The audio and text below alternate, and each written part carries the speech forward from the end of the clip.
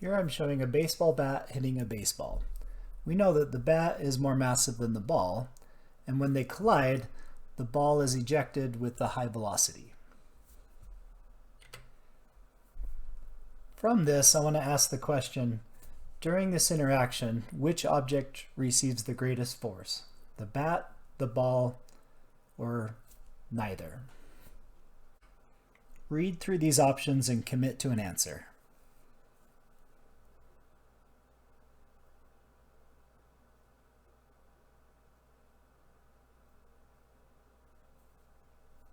Before I answer this, we're going to go through a couple more questions.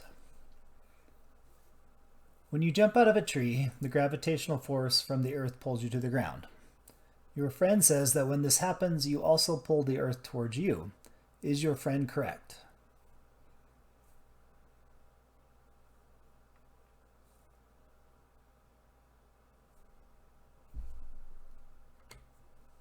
One more. A heavy truck is driving 75 miles per hour on the interstate. A hapless dragonfly flies in front of the truck and the two objects collide. During the collision, which object experiences a greater force of impact? Commit to one of these answers.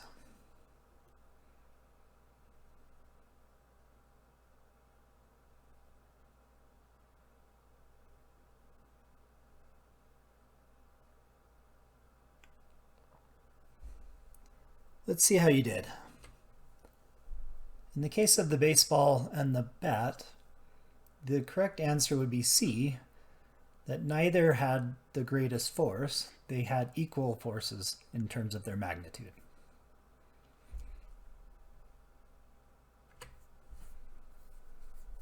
For this question, yes, your friend is actually correct. When you are falling down, you are technically pulling the earth up towards you as well.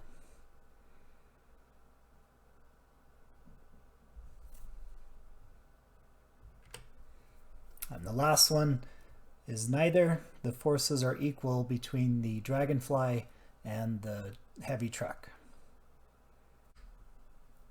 If you miss any of these, you're not alone. These are commonly misunderstood questions. You might have noticed a pattern in the answers. What's connecting all these questions is a concept known as Newton's third law of motion. This law states that whenever one object exerts a force on a second object, the second object exerts an equal and opposite force on the first. Notice that it doesn't say the second object sometimes exerts an opposite force, or that the second object can exert an opposite force. The way it's stated, it definitely implies that this always happens. And that's important if we want to understand motion. This is a law because as far as it's been tested, this always works. Here's a little video to help illustrate this concept. We can illustrate this with some help. Jessica is a math major, and she's about to throw an 8-kilogram bowling ball.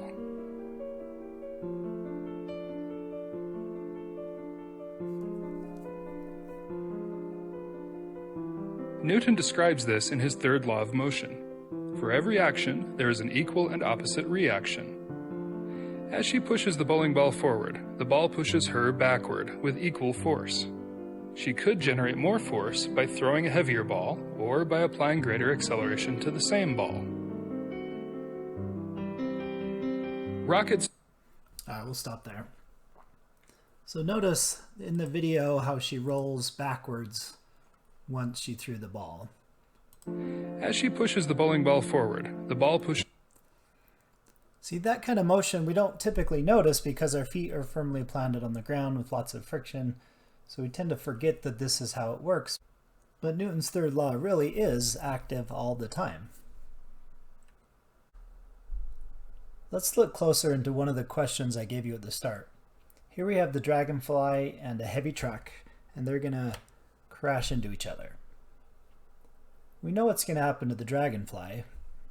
We know there's a force pushing the dragonfly in that direction. And let's just make up a number and say that force was 10 newtons.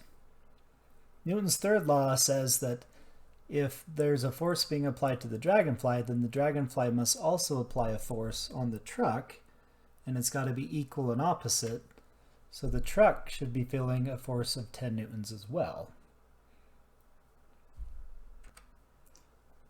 Well, if they both experience the same force, then why does the bug splatter but the truck hardly notices? So let's ask that question. Why does the bug receive so much more damage while the truck barely notices the interaction? Let's assume that all of the other forces on these objects balance out so that these are the only ones left for each object. In that case, we can call those the net force. So what we can say then is that the net force on the bug is equal to the net force on the truck. Remember Newton's second law, the one that told us that the net force for a single object is equal to the mass of that object multiplied by that object's acceleration. So mass, acceleration. Well, we can use that and substitute it down here for each object. So now we know that the mass of the bug times its acceleration should be equal to the mass of the truck times its acceleration.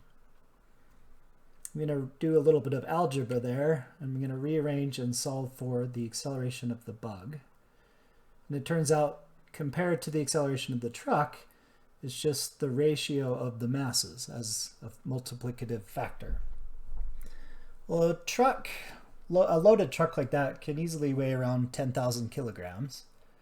And a dragonfly is only 1 or 2 grams. So let's just go ahead and plug in those values. Notice that here this would be equal to 1 gram. If we simplify that down, we find that the acceleration of the bug relates to the acceleration of the truck that way. So what we're really saying is that the bug has 10 million times more acceleration than the truck. That's a big difference, and it starts to make sense. The body of the bug just physically isn't structured to handle that much acceleration. So it doesn't. The truck, on the other hand, receives such small acceleration that's why it just doesn't even notice it. It's more of maybe a little thump than anything, and it's probably more the sound that the truck notices than anything. So just to emphasize, the damage that we're discussing for the bug didn't come from the force, it came from the acceleration. Remember that acceleration is change in motion with respect to time. So the problem is that the motion changed so quickly, that's why it had such a large effect. If we could have extended the interaction, applied the force over a much longer time period, it would have had a much smaller effect.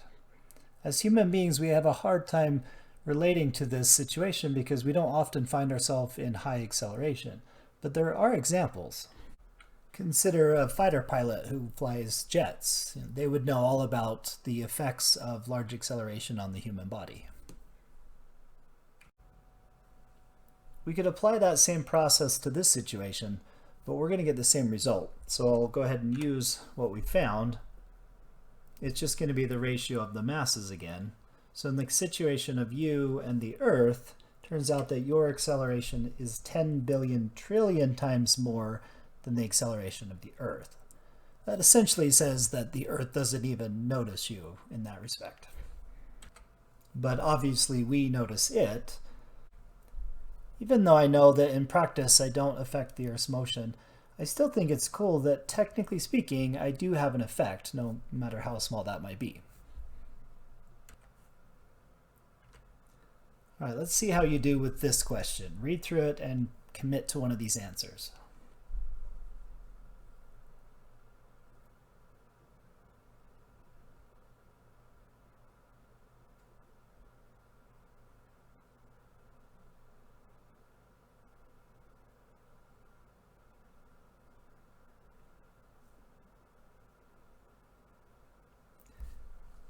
What I found is that it's a common belief that A is the answer to this question, that rockets can fly because they're pushing on air.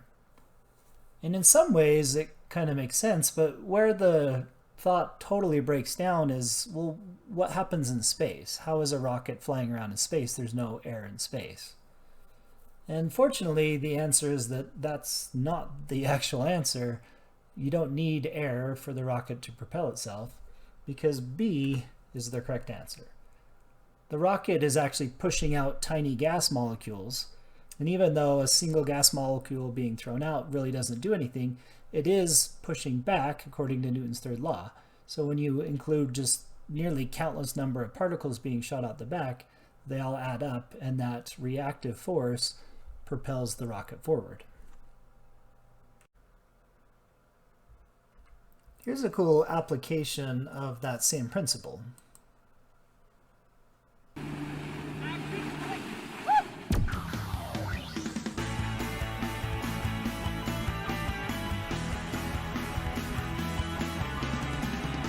This is a water jetpack, but no. All right, so in this case, we're shooting water out the back. So instead of exhaust particles for a rocket, we're using water molecules, but the principle is the same. As the water is being ejected out, there's a Newton's third law reactive force between the water and the jetpack here, which lifts the person. So if you want to see more of that video, they actually do go in and explain the science of the jetpacks and rockets, kind of like we're doing now. I left the link right there.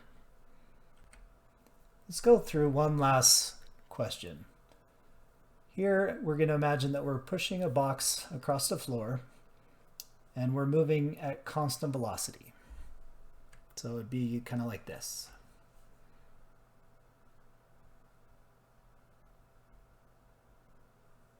All right, so we're pushing with 40 newtons, and the question I have is, what is the friction force in this situation? So let's look at some point during the motion. The buzzword that should jump out at you with these kind of questions is right here, constant velocity. Why would they specify constant velocity? Remember that acceleration is the change in velocity, and if we have a constant velocity, there's no change. So constant velocity is really saying zero acceleration. We know from Newton's second law that the acceleration is related to the net force on the object divided by its mass. So if we have zero acceleration, what we really have is zero net force.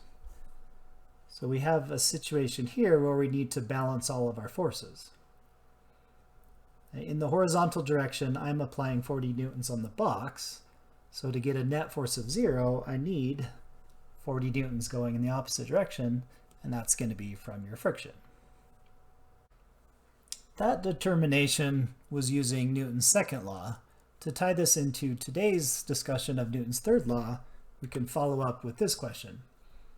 Is the 40 newtons of friction the reaction force to your push on the box? What do you think?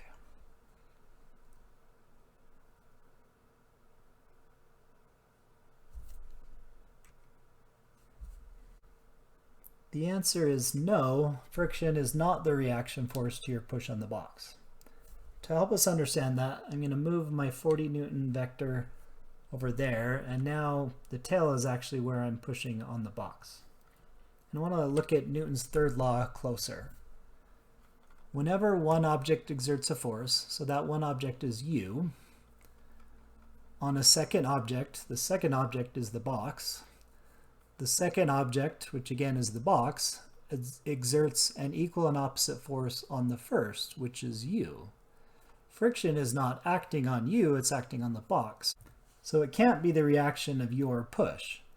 What this means then is that the box must be pushing back on u with 40 newtons. This would be the reaction force.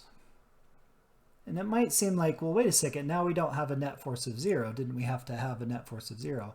That's why I've tried to show different colors here.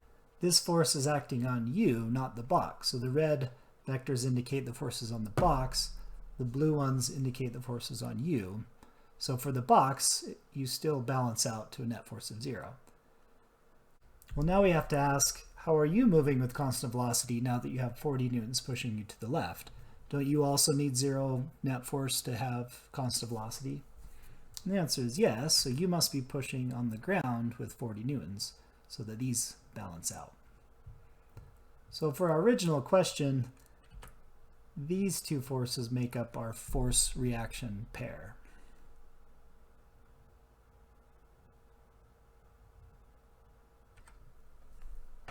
I hope this helped you understand Newton's third law a little bit better.